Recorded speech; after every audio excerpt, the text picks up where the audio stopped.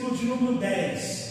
Lucas 5:10. A pior coisa para um palestrante, um orador, é você não se ouvir. Você não sabe se está chegando, se não está chegando. Para o povo também, agora eu estou sem retorno. Né? Eu dei uma mensagem hoje aqui de manhã, mas eu confesso que eu não gostei da mensagem. Mensagem boa, por sinal. Aí eu peguei essa que eu vou dar para você, que eu daria no domingo. Então a mensagem que vale a pena, eu vou até gravar para o canal do YouTube, em nome de Jesus. É um contatozinho, igual o contato que tem no fio do cabo aí, que de repente funciona isso. Mas tem que funcionar antes de começar a gravar, senão fica essa falha de comunicação. Lucas capítulo 5, versículo de número 10. Lucas 5:10. Só, vamos ver. Lucas capítulo 5, versículo 10. Mateus, Marcos, Lucas. Lucas 5:10. Ixi, não funcionou, fazer o quê? Precisa falar para a pessoa ter mais carinho, né? Porque precisa no dia dos cultos precisa funcionar a coisa dele, né? Em nome de Jesus. Vira para mim que eu não estou me ouvindo aqui. Ei, aí. Lucas capítulo 5, versículo 10. Amém? Irmãos, quero que você anote essa mensagem. Isso aqui falou muito no meu coração. Creio que vai falar no seu coração também. Em nome de Jesus. Capítulo 5, versículo de número 10, assim: e de igual modo também de Tiago e João, filhos de Zebedeu, que eram companheiros de Simão. E disse-lhe Jesus a Simão: não temas, de agora em diante serás pescador de homens. E levando os barcos para a terra, deixaram tudo e o seguiram. Então, irmãos, preste atenção. Eu não vou pedir, não vou ler. A mensagem que eu dei hoje é o capítulo 5, nos 6 primeiros versículos, que às vezes a gente tem já estudado bastante isso aqui. Mas você sabe quando o Senhor Jesus chamou Pedro. Você sabe da história, não vou repetir a história para não ficar uma coisa massacrante. Você sabe da história, que o Senhor Jesus estava apertado, ele viu aqueles 2 barcos que estavam lá lavando as redes, era final de tarefa, e aí Jesus viu aqueles barcos, porque estava lavando a rede, já tinha ido, não tinha conseguido. Jesus com certeza pediu um barco emprestado para o Pedro, e aí ele deixa o barco, Jesus usar o barco, ele usa o barco de altar, e ele começa a falar para todas as pessoas, para que ele pudesse olhar dentro dos olhos de todas as pessoas, para que ele não fosse interrompido por nenhuma das pessoas. E aí acontece o seguinte, irmãos, Jesus fala o seguinte: olha, volta lá onde o mar é fundo, volta lá onde o mar é alto, né? E aí a Bíblia fala que o Pedro, ele não colocou a sua experiência. Ele poderia ter dito: ó, o senhor está aí, usou meu barco, me abençoou, beleza. Ele poderia ter perdido a bênção, ele poderia ter dito: de que pescaria eu entendo. Às vezes nós estamos falando isso para Jesus, da minha área eu entendo, né? Aí o Pedro diz: sobre a tua palavra eu vou lançar a rede, porque o senhor está mandando, eu vou lançar a rede. E aí acontece que eles fazendo assim, colheram uma grande quantidade de peixes, que você sabe da história. E a Bíblia fala no versículo 10, que é a nossa mensagem de hoje: e de igual modo também de Tiago e João, filhos de Zebedeu, que eram companheiros de Simão, e disse Jesus: Simão, não temas, de agora em diante serás pescador de homens. Então preste atenção, aqui está a nossa mensagem. Apesar desse começo, né? Aqui está a nossa mensagem aqui, que o Senhor Jesus chega e fala para Pedro, né? Pedro, não tenha medo, eu vou fazer de você um pescador de almas, né? Eu já preguei isso aqui algumas vezes, que eu disse que Jesus enxergava em Pedro que ele mesmo não enxergava. Jesus fez aqueles pescadores que conviviam, fendia peixe, castigava peixe, ser líder de pessoas, doutrinadores de pessoas. Mas o que eu quero enfatizar aqui é o seguinte, irmãos: você em nenhum momento vê Jesus chamando Pedro para ser um empresário. Em nenhum momento você vê Jesus chamando ele para construir um grande negócio. Em nenhum momento Jesus chamou Pedro para ser famoso. Jesus falou: não temas, eu vou fazer de você um pescador de almas, né? Então, apenas para andar dele. Olha o privilégio que Deus deu para mim, que Deus deu para você. Nós andamos com Jesus. Não que Jesus vem do céu e vem andar do nosso lado. Nós andamos com Jesus em fé. Cada livramento que nós vemos, cada cura, cada milagre, cada resposta de oração é um privilégio andar com Jesus, né? Então, irmãos, sempre quando você estiver prestes a desistir, lembra que Jesus pediu para você fazer. Às vezes, irmãos, acontece o seguinte, né? A nossa vida, nós só fomos chamados para uma coisa, e a nossa vida ela vai gerar em torno do nosso chamado, né? O que acontece, irmãos? Nós somos chamados para seguir Jesus, então tudo gira em torno de Jesus. Então, quando nós desistimos, irmãos, não é a pior coisa. Como não, pastor? O senhor está falando aí que quando nós pedimos para desistir, nós temos que lembrar do que Jesus ele nos chamou para fazer. Então, pessoal, a pastora estava falando sobre mágoa no coração. Às vezes nós temos que desistir de ir para frente com um sentimento, com um comportamento, às vezes com um desejo no nosso coração. Então nós temos que desistir desses assuntos secundários, né? Às vezes, irmãos, nós vemos que quando você já aconteceu comigo, provavelmente já aconteceu com você, alguns assuntos você fala, poxa, eu perdi muito tempo, nós pegamos reta oposta, às vezes nós estamos cheios de razão, não, mas a razão tem eu, é a pessoa que tem que pedir perdão para mim, é a pessoa que tem que se reconciliar, ela tem que se achegar, e nós perdemos tempo nisso.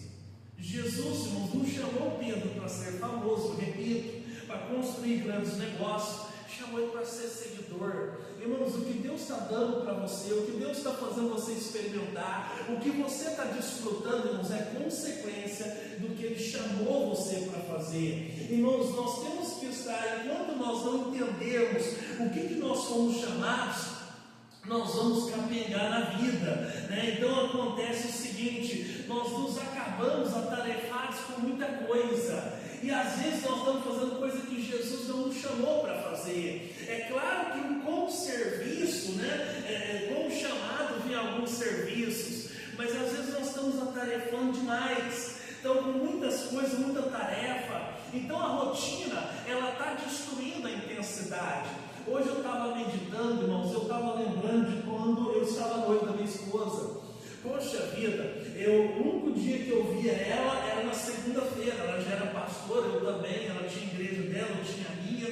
E aí acontece que eu não via a hora de chegar segunda-feira. Segunda-feira eu pegava o ônibus de madrugada para chegar mais cedo, de manhã cedo, né? E eu tomava banho, se perfumava, eu não podia ver ela, eu queria encontrar ela, e dessa forma. Aí o tempo passou, irmãos, e aí consequentemente hoje nós estamos com quase 30 anos de casado, e aí acontece que a rotina ela diminuiu um pouco a nossa intensidade.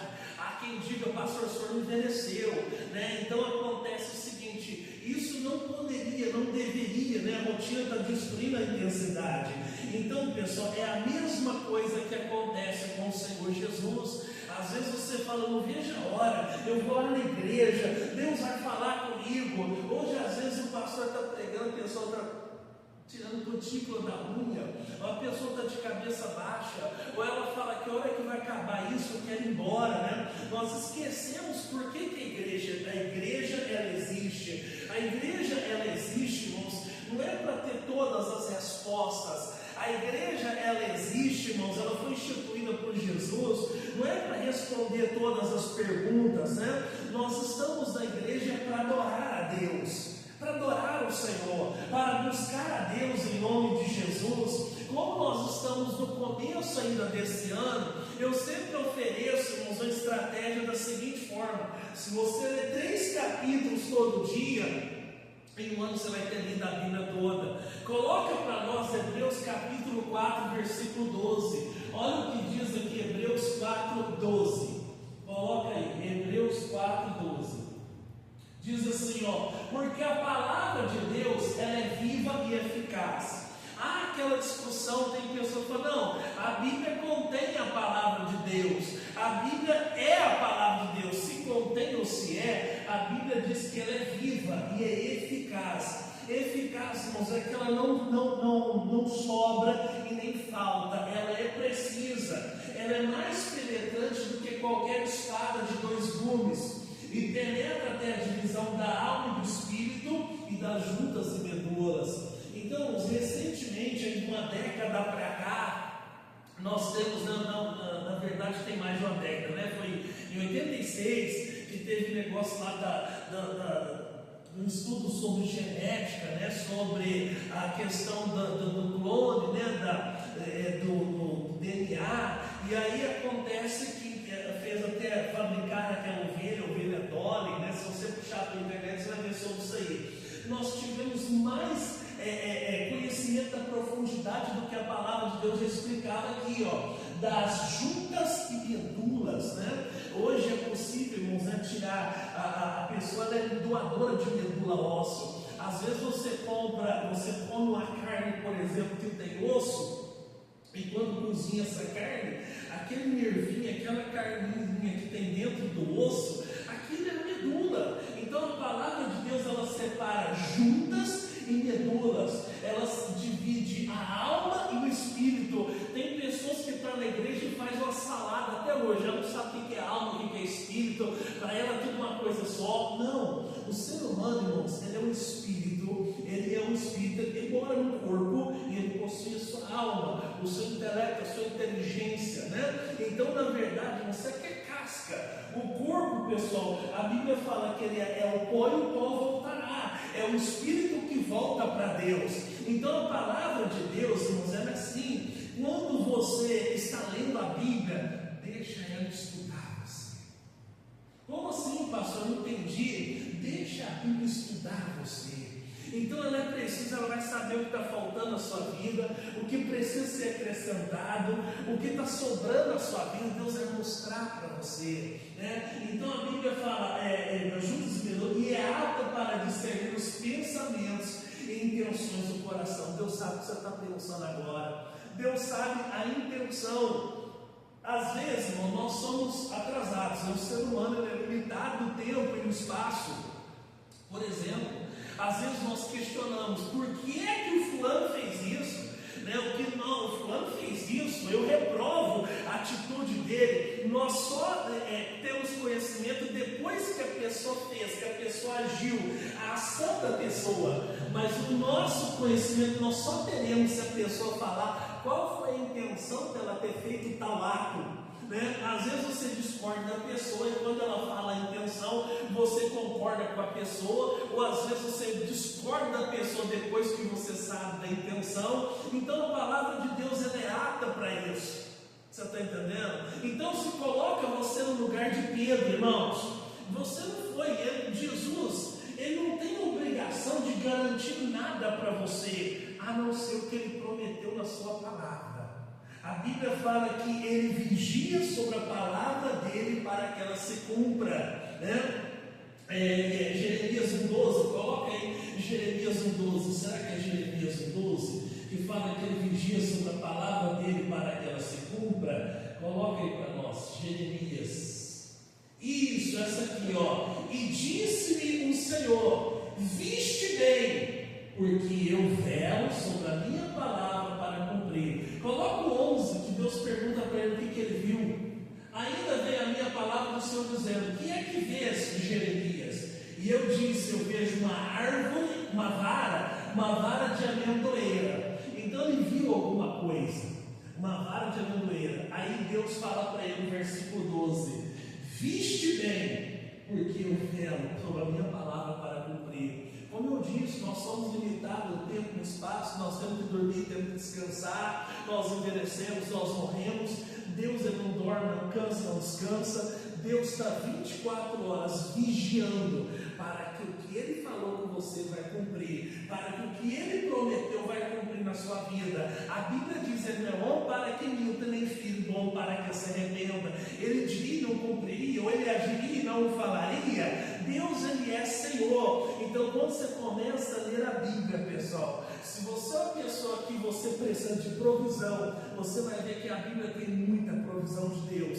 Se você é uma pessoa que você precisa de livramento, você vai começar a estudar sobre o livramento de Deus. Se você é uma pessoa que está dispondo a orar, a todo dia gastar um tempo do seu dia para oração, você vai ver que a Bíblia vai te levar você a buscar referências sobre oração, para você se colocar na brecha do muro, para você interceder, orar em nome de Jesus, e Deus vai abençoar em nome de Jesus. Irmãos, o exemplo que eu citei do meu casamento, o mesmo se aplica hoje à palavra de Deus. Será que nós temos tido esse mesmo privilégio, essa mesma expectativa, né? No nome do Senhor Jesus, né? Então acontece, pessoal, dessa maneira. Nós esquecemos por que a igreja existe. A igreja existe para quê? Para nós adorarmos a Deus, para nós buscarmos ao Senhor em nome do Senhor Jesus, né? Quer ver outro exemplo? Coloca aí Jeremias 17, 16, já que você está em Jeremias, olha o que diz o 17, 16, ó. Mas eu não me apressei em ser o pastor após ti, nem tampouco desejei o dia de aflição. Tu sabes, o que saiu dos meus lábios está diante da tua face. Então Deus está dizendo que eu não me apressei em ser o pastor. A função do pastor não é dominar, controlar, ser um ditador. A função do pastor é entregar o recado de Deus. Aí caiba a pessoa seguir a palavra de Deus ou não. Se ela seguir a palavra de Deus, parabéns, ela está no céu. Se ela não seguir a palavra de Deus, é só um lamento. A pessoa vai passar às vezes 10, 20, 30 anos no nosso meio e corre o risco de perder a salvação no último dia, no dia do juízo. Por quê? Porque ela não guardou a palavra de Deus. A Bíblia diz: eu não te apressei em ser um pastor após ti, nem tampouco desejei o dia da tua aflição. Tem pessoas que só vai buscar a Deus, só vai lembrar a Deus quando está passando luta. Deus falou: eu não desejei o dia da aflição. Você só veio buscar a mim o dia que você passou a luta, o dia que você passou a aflição na vida. Então acontece o seguinte, irmãos, entrar no coração de Deus, nome do Senhor Jesus. Às vezes falta, isso é até questão de humildade da nossa parte. Deus, me ensina. Eu preciso ser ensinado, eu preciso aprender, eu preciso ser dirigido. Meu Deus, me dá, eu estou vazio, ou eu não tenho nada para oferecer. Então nós precisamos entrar na presença de Deus. Deus, eu preciso ser aperfeiçoado em nome do Senhor Jesus. Deus, eu preciso repensar a minha temporada em nome de Jesus. Como é que vai ser 2026? Eu tenho muitos planos. A Bíblia fala que os planos são do homem, mas a resposta é de Deus.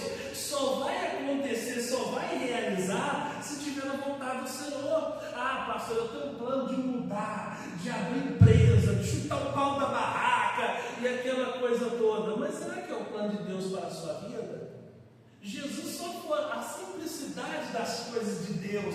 É isso que nos atrai, irmãos. Às vezes os homens complicam tanta coisa e querem complicar as coisas de Deus. Jesus foi tão simples, meu amigo. Você está sendo promovido, você vai deixar de castigar peixe, você vai deixar de vender peixe, você vai ser um doutrinador, você vai ser um pescador de homens agora, você vai andar comigo, eu estou promovendo você. Se coloca o seu nome no lugar de Pedro, aonde Deus te tirou, quem que você era. Ele só fez uma coisa, um chamado para você, para ser um seguidor dele. Isso é um privilégio, né? Nós nos atarefamos de tanta coisa, assuntos secundários. Às vezes você fala: poxa, olha quanto tempo eu perdi, né? Então, acontece que às vezes até dentro da igreja, pessoas se magoam, se chateiam. Nós temos que estar na vontade do Senhor. E assim como Pedro, aconteceu que o Pedro teve o privilégio de andar 3 anos com o mestre aqui na terra. Ele estava 3 anos aprendendo direto na fonte, aprendendo direto com Jesus. E no final de 3 anos, o que aconteceu? João capítulo 21, versículo de número 15. João 21, 15.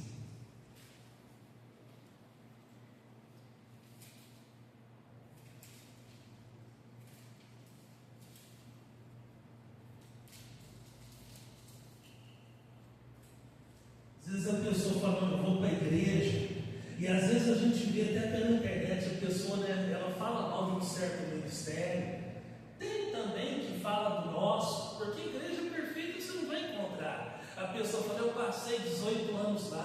eu não enriquei, eu não enriqueci, eu não prosperei, eu não comprei nada, me arrancaram. Né? Então a pessoa tem um conceito errado de que é igreja. Igreja, irmãos, não é para você conquistar alguma coisa, a não ser a tua salvação. Igreja não é para você ter um monte de bens materiais.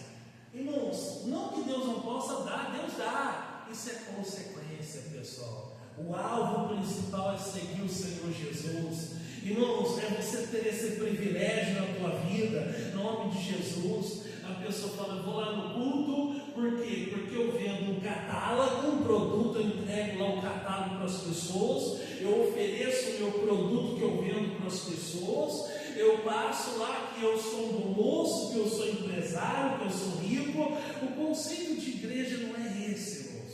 O conceito de igreja, pessoal, é nós congregarmos, é nós estarmos para adorar o Senhor, em nome de Jesus. Irmão, você vem de lá e dessa maneira, se a pessoa é séria com Deus, irmão, eu queria comprar o que você vem e falar, irmão, marca que eu vou na tua casa, me dá um telefone, eu te ligo, ou você vem na minha.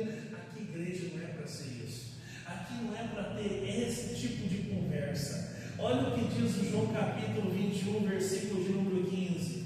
E depois de terem jantado, disse Jesus a Simão Pedro: Simão, filho de Jonas, amas-me mais do que esses? E ele respondeu: sim, Senhor, tu sabes que eu te amo. Disse-lhe: apacenta as minhas ovelhas.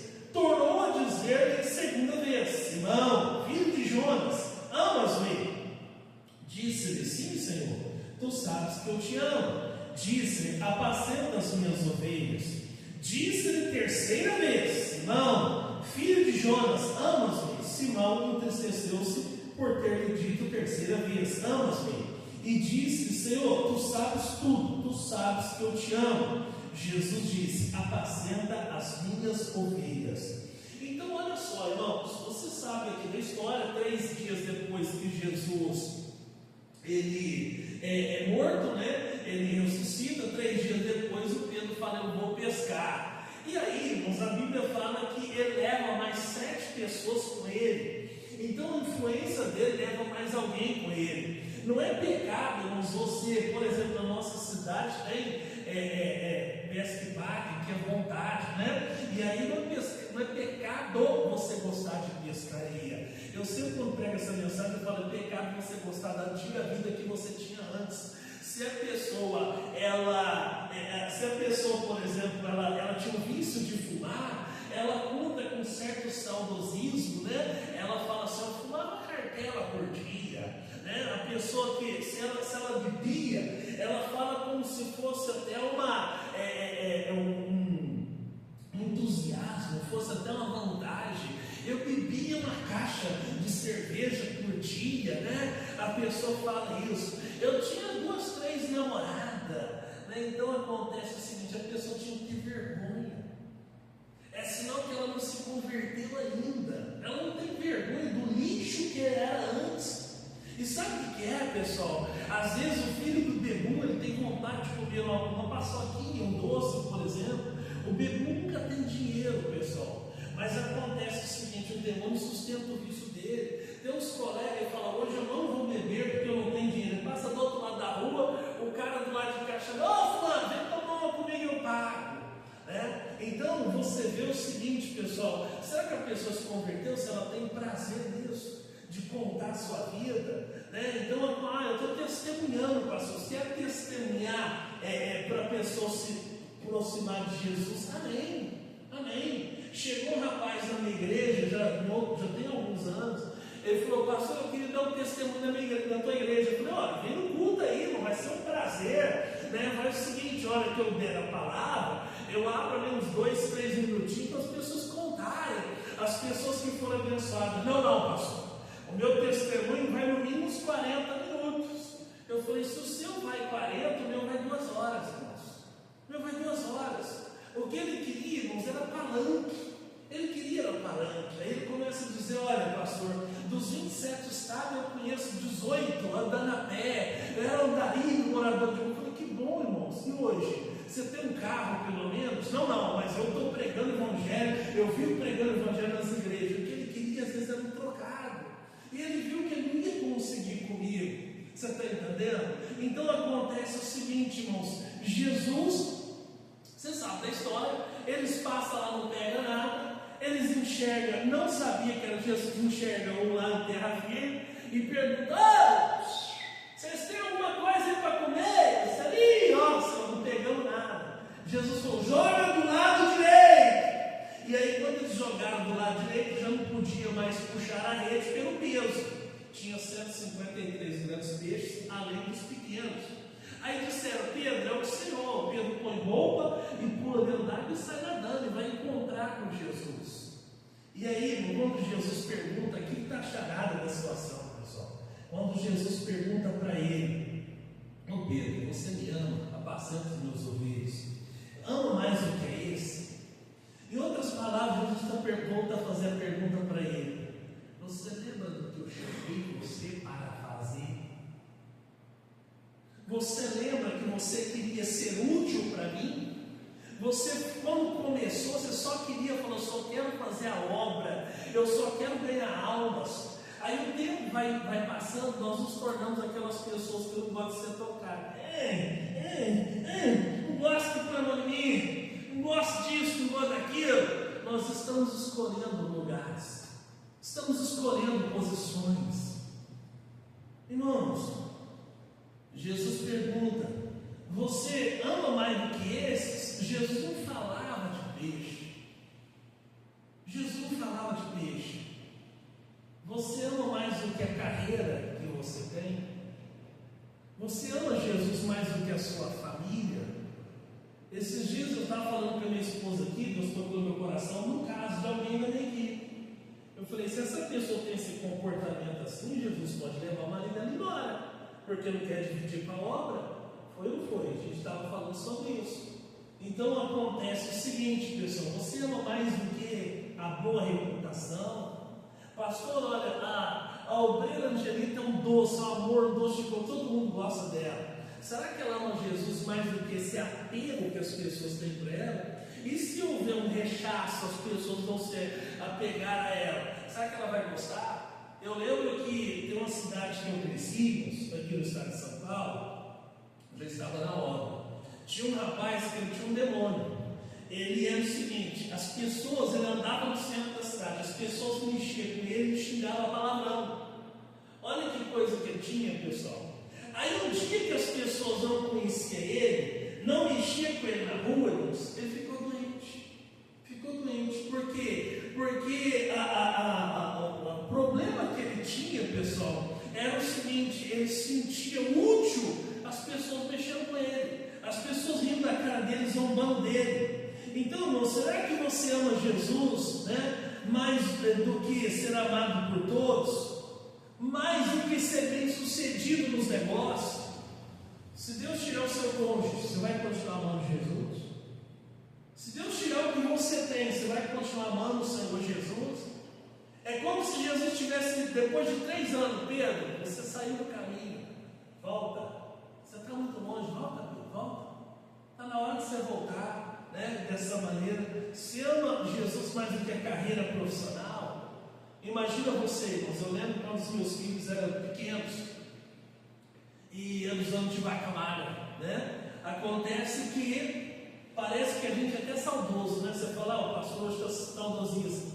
Eu passava o dia inteiro na igreja e às vezes eu não via a hora de eu chegar em casa ou da minha esposa trazer de carrinho os meus filhos, Então você fala o seguinte: é um desejo de ser amado, Você fala: puxa vida, como é que é bom, pastor, os filhos quando são pequenos, quando está todo mundo junto, quando está toda a família. Mas você ama Jesus mais do que isso?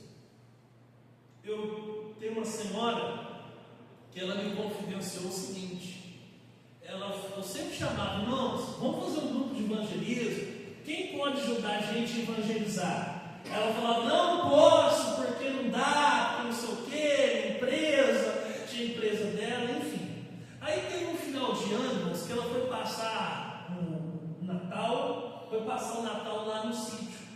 E aí ela pisou num pisão, ela pisou em falso, e aí ela já não conseguia mais colocar o pé no chão devido à dor. Aí foi no hospital.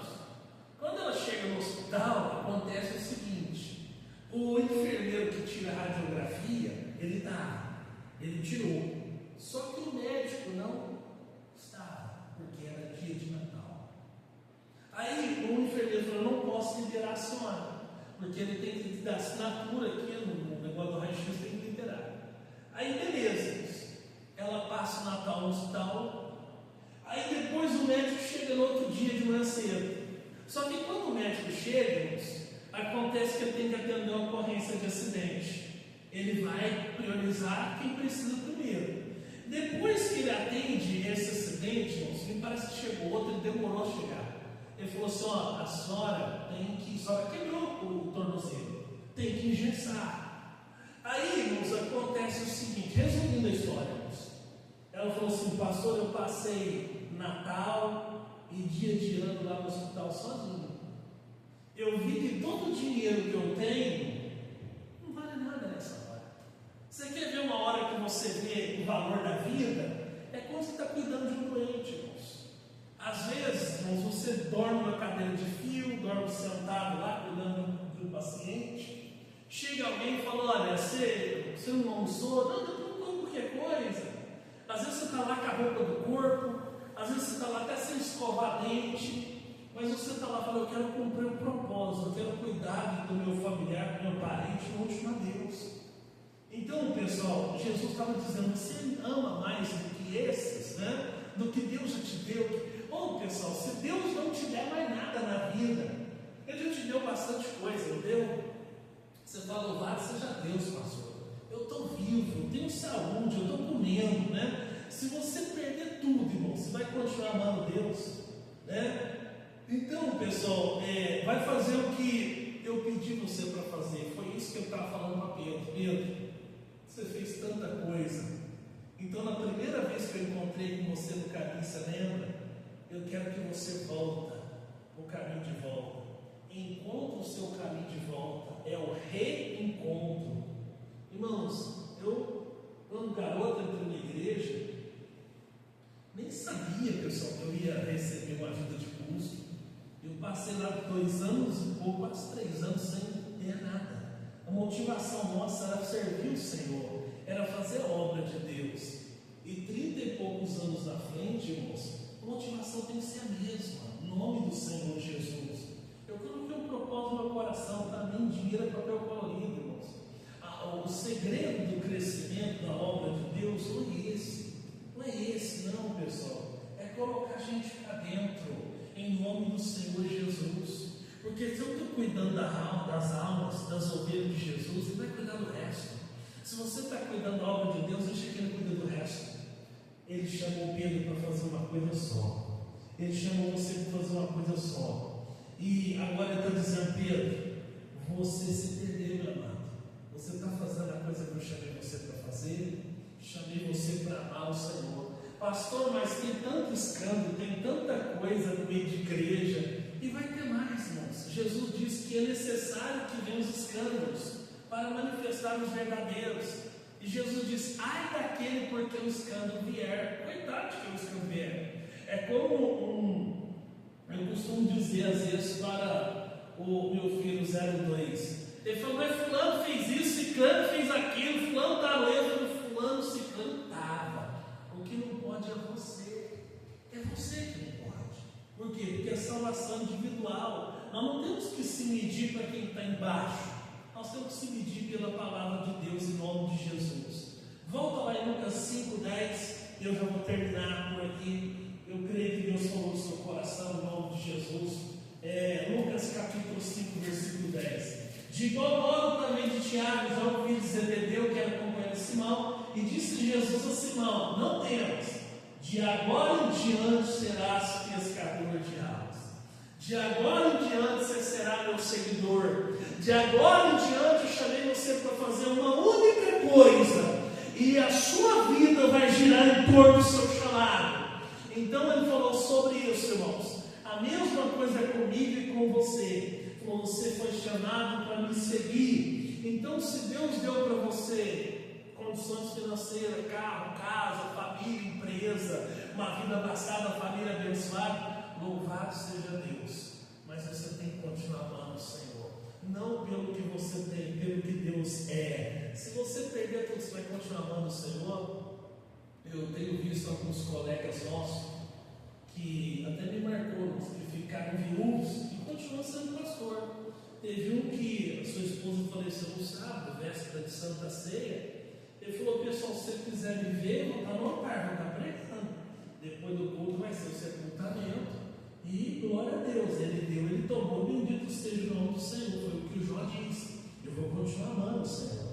Tem pessoas que, quando você tira o brinquedo dela, que como fosse criança, a pessoa chora. Eu preciso continuar amando o Senhor. Lá no final, depois de 3 anos, Jesus falou: você me ama mais vezes? Você está me amando pelo que eu posso te dar, Pedro? Ou você está me amando pelo que eu sou? O Senhor sabe tudo, o Senhor sabe que eu te amo. Jesus perguntou 3 vezes para ele. Quantas vezes será que ele precisa ser perguntado para vocês? Quantas vezes precisa ser perguntado para a tua vida? Fala: eu creio, eu quero que Deus esteja na bênção na minha vida, em nome de Jesus. Vamos orar, em nome de Jesus. Fica de pé, em nome